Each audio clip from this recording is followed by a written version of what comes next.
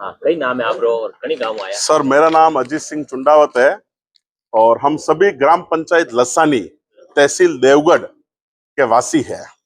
अभी जो पंचायत राज चुनाव के अंदर जो वार्डों के परिसमन हो रहे हैं पंचायत समिति और जिला परिषद के, उसमें ये सभी वार्ड नंबर लसानी के 10 और 11 के ये सदस्य है।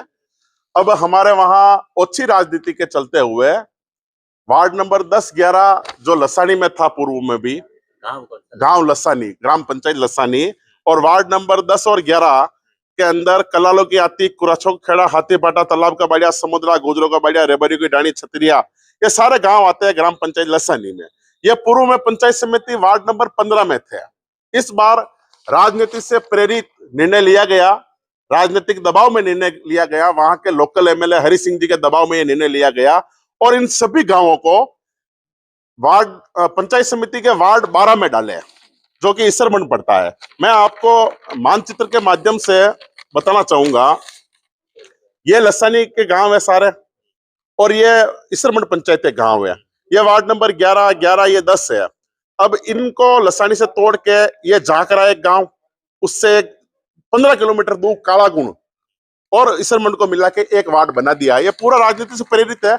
मैं बताना चाहता हूं सर के पंचायत समिति के वार्ड में 15-15, 20-20 किलोमीटर दूर गांवों को छोड़ के दूसरे गांव उठाए गए हैं। अब आप पत्रकार है, आप तो लोकतंत्र के चौथे मजबूत स्तंभ है और आपको इन सब कामों की लगभग कार्यों की सारी जानकारी रहती है कि 15-15 किलोमीटर कहीं दूसरे गांव को उठा के पंचायत समिति के वार्ड में नहीं जोड़ा जाता। ये राजनीति से प्रेरित काम हरि सिंह जी के कहने से ये हुआ है और हम गांव वाले इसलिए आए हैं कि भाई ये या तो आप इसको पूर्व में जो था वार्ड वो कर दो या फिर लसानी ग्राम पंचायत को एक ही वार्ड बना दो, क्योंकि ये वार्ड इस बार इन्होंने जो तोड़े हैं ना वो भी गलत तोड़े, क्योंकि पहले भी 15 वार्ड थे पंचायत समिति में और पुनर्गठन के बाद में भी 15 वार्ड ही है देवगढ़ पंचायत समिति में। तो अगर वार्ड बढ़ाए नहीं, घटाए नहीं, तो फिर वार्डों को तोड़ने का क्या औचित्य है। हम इसलिए आए हैं और हम आज प्रशासन को भी आज कहना चाह रहे हैं, एसडीएम साहब को भी हम आपत्ति दर्ज करा के आए हैं कि अगर इन वार्डों को लसानी पंचायत को एक वार्ड में नहीं रखा गया तो हम आने वाले पंचायत राज चुनाव में ये जो लोकतंत्र का जो महोत्सव है, जो आजादी के बाद में एक सभी जातियों का मिलके बनाया है कि चुनाव 36 कौम का होगा और लोकतंत्र के इस पर्व में हम चुनाव का पूर्ण रूप से बहिष्कार करेंगे। अरे भाई बहिष्कार करेंगे नहीं करेंगे?